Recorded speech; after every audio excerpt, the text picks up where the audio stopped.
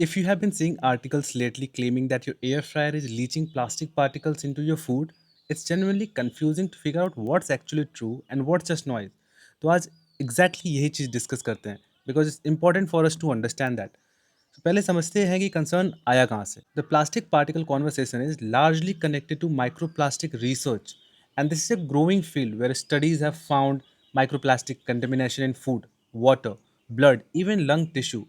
And ये research basically real है, but जब आप ये डायरेक्टली एयर फ्रायर से अप्लाई करते हो then entire picture gets different. Air fryer में जो प्लास्टिक कंपोनेंट्स होते हैं, आउटर हाउसिंग, नॉब्स, हैंडल, वो फूड के डायरेक्ट कांटेक्ट में नहीं आते. जो पार्ट फूड के कांटेक्ट में आता है वो टिपिकली फूड ग्रेड मटेरियल से बना होता है. The important point is that the actual concern began closer to 350 degree Celsius where fume releases and significant decomposition start.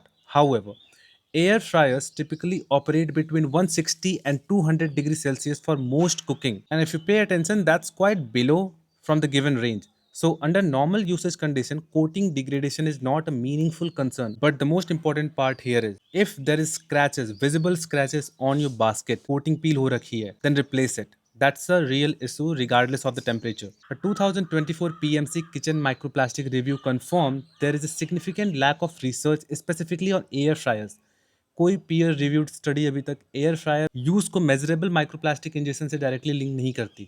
So this is a very important distinction to understand. Overall reality is that air fryer as a cooking method is still one of the more practical tool in your kitchen. But the important factor to understand here is that treat it like any other appliance. Maintain it properly. Don't overheat it. Replace damaged parts. सो अगर sensibly आप use करो तो आपको कोई issue नहीं होगा. And that is one of the points which every one should understand.